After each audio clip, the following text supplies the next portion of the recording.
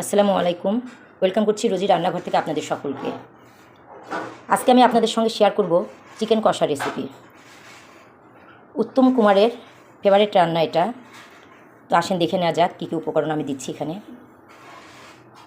এখানে রসুন আছে, আমি চিকেন অনুযায়ী আমার যতটুকু চিকেন সেই পরিমাপে আমি রসুন দিচ্ছি। এটা রসুন বাটা। আর এখানে 1 কাপ মতো দই দিয়েছি। এখানে টক দই দেয় আর তার সঙ্গে চিনি দেয়। তো আমি এখানে মিষ্টি দই দিচ্ছি, এখানে চিনি অ্যাড করব না, যেহেতু এটা ক্যারামেল করে রান্না করতে হবে। আর সামান্য পরিমাণ আমি এখানে লবণ দিচ্ছি, দিয়ে এটা এখন আমি মেখে রাখবো 1 ঘন্টা মতো। আর এই জায়গাতে বেরেস্তা করা আছে, চিনি আছে ক্যারামেল করার জন্য। এটা লাল গুঁড়ামরিচ পানি দিয়ে গুলিয়ে রেখেছি। আর এখানে গরম মশলা, সাদা ফল এবং ডালচিনি আর কয়েকটা কাঁচামরিচ।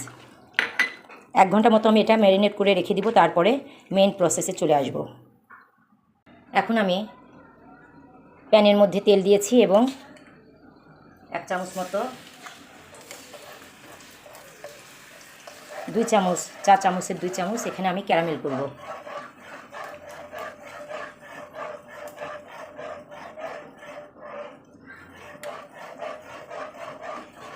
এই রান্নাটা আসলে ক্যারামেলের কালারেই এই কালারটা আসবে। দেখেন এটা একবারের জন্য পুড়ে না যায়, হয়ে গেছে। এই অবস্থায় আমি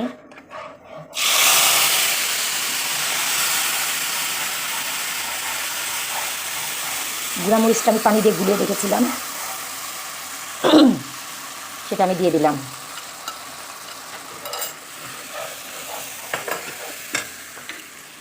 আর এখানে কয়েকটা গরম মশলা দিলাম, সাদা এলাচ এবং ডালচিনি।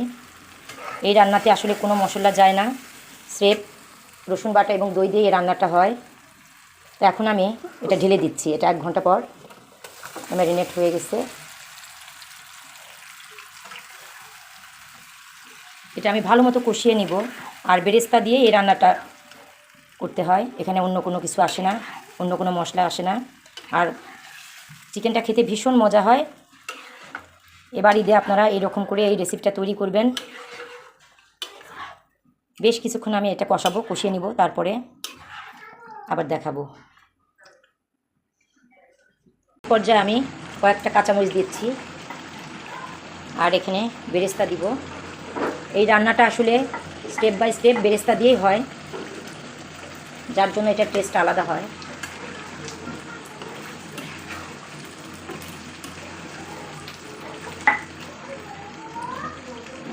এবারের ঈদ স্পেশাল রসুন চিকেন কষা।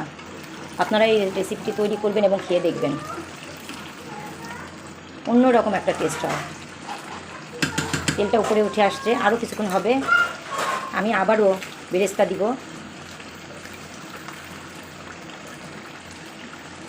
যেহেতু এখানে অন্য কোনো মশলা যায় না, শুধু রসুন এবং দই, এই 2টা উপকরণ দিয়ে এই রান্নাটা, আর পেঁয়াজ বেরেস্তা, এটার টেস্ট সম্পূর্ণই আলাদা। এটা না খেলে বুঝতে পারবেন না। দেখেন চিকেনটা কত সুন্দর হয়েছে, গ্রেভিটার উপরে তেল উঠে এসেছে আর কত সুন্দর ভীষণ একটা দারুণ কালার এসেছে। এটা কিন্তু সম্পূর্ণভাবে ক্যারামেলের কালার।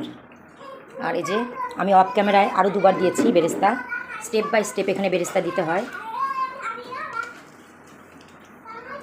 কারণ এই গ্রেভিটা সম্পূর্ণ বেরেস্তার দিয়েই এই গ্রেভিটা হয়।